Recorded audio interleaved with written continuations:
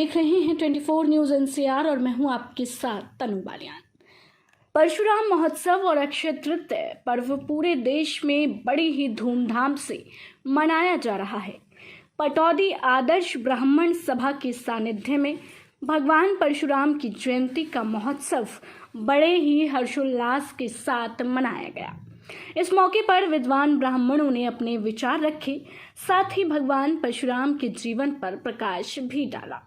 समस्त सनातन जगत के आराध्य भगवान विष्णु जी के छठे अवतार, समस्त शस्त्र एवं शास्त्र के ज्ञाता, अजर अमर अविनाशी भगवान परशुराम जी का प्राकट्य वैशाख मास की शुक्ल पक्ष की तृतीया, जो अक्षय तृतीया के नाम से प्रसिद्ध है, के दिन हुआ। पिता महर्षि जमद अग्नि और माता रेणुका अत्यंत आनंदित हुए। वे जमद अग्नि ऋषि के पुत्र होने के कारण जामदग्नि और भगवान शिव द्वारा प्रदत्त परशु धारण किए जाने रहने के कारण परशुराम कहलाए। 21 बार अहंकारी एवं आतत्यायी राजों का संहार कर उन्हें दंडित करके पृथ्वी पर सत्य, दया, करुणा धाम की स्थापना की और संपूर्ण मानव जाति को निर्भय किया। अंत में महर्षि ऋचिक ने प्रकट होकर परशुराम जी को शांत किया। इसके पश्चात उन्होंने अश्वमेघ महायज्ञ किया और सप्तद्वीप युक्त पृथ्वी महर्षि कश्यप को दान कर दी। इस तरह समग्र शास्त्रों के ममग्र भगवान परशुराम जी का अवतरण भक्तों पर अनुग्रह करने के लिए, धर्म से द्वेष करने वाले अनुयायियों का दमन करने के लिए तथा जगत की रक्षा के लिए हुआ था। इस अवसर पर गुरुग्राम से पहुंचे GL शर्मा ने अपने विचार रखे। इसके अलावा सुशील शास्त्री और रामचंद्र भारद्वाज ने भी अपने विचार रखे। साथ ही समस्त समाज को भगवान परशुराम के जन्मोत्सव की शुभकामनाएं भी दी। इस दिन को अक्षय तृतीया के रूप में भी मनाया जाता है।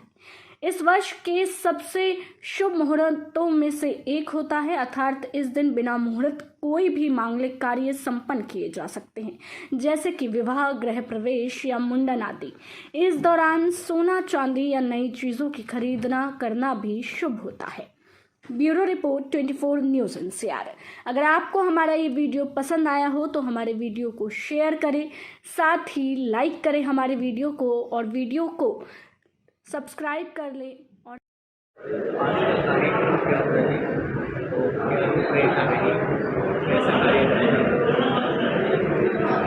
आज संपूर्ण भारत में भगवान परशुराम का जन्मोत्सव मनाया जा रहा है। उसी कड़ी में आज इस पटौदी क्षेत्र में पटौदी आदर्श ब्राह्मण समाज सुधार समिति पटौदी के तत्वावधान में इस डेडावाड़ा मंदिर में भगवान परशुराम का जन्मोत्सव मनाया गया। भगवान परशुराम का जन्मोत्सव इसलिए है क्योंकि 8 दीर्घ जीवियों में वो एक हैं और भगवान विष्णु के छठे अवतार हैं। जब जब समाज पर कोई आपत्ति आती है, राजाओं का आतंक होता है, तो भगवान किसी न किसी रूप में अवतार लेते हैं। वही एक समाज की हालात थे कि राक्षसों का बोलबाला हो गया था। राजा महाराजा भी ऐसे हो गए थे, सहस्त्रबाहु जैसे, जो राक्षसों की प्रवृत्ति में होकर समाज को हानि पहुंचा रहे थे। उसी समय भगवान परशुराम ने अवतार लिया था और दुष्टों का संहार किया। केवल मात्र ये नहीं है कि भगवान परशुराम ने अपना परसा उठाकर लोगों का संहार किया, ये गलत धारणा है। उन्होंने अन्याय के प्रति न्याय के लिए समाज में जुड़कर समाज के लोगों के उत्थान के लिए आतंकवादियों को, उस समय का हम उनको आतंकवादी कहेंगे, जो समाज पर अत्याचार कर रहे थे, उन लोगों का संघर्ष किया था। और ये एक अच्छा मार्गदर्शन था समाज के लिए। आज का भी ब्राह्मण समाज का मार्गदर्शक है।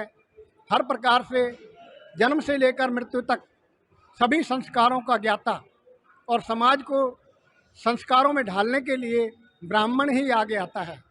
ब्राह्मण स्वयं अपने लिए कार्य नहीं करता, बल्कि हर जाति समाज वर्ग के लिए कार्य करता है। ब्राह्मण केवल अपने भलाई के लिए ही कर्म नहीं कर रहा है, बल्कि लोगों को शिक्षा देकर, लोगों को दीक्षा देकर, लोगों को ज्ञान देकर, और इसके अतिरिक्त भी समाज में जो आवश्यक मूल्यांकन है वह भी ब्राह्मणों के द्वारा किया जाता है। आज का ब्राह्मण भी राजनीति में सक्रिय है, राजनीति के माध्यम से भी, यद्यपि उन्हें किसी प्रकार का कोई राजनीतिक लाभ नहीं है, कि किसी प्रकार की कोई रिजर्वेशन, कोई सुविधा नहीं है, और आज का ब्राह्मण रिजर्वेशन मांगता भी नहीं है, क्योंकि उनको जो संस्कार मिले हैं पूर्वजों के, वो आज भी अपने बच्चों को संस्कार देकर अग्रणी बना रहे हैं और समाज का मार्गदर्शन कर रहे हैं।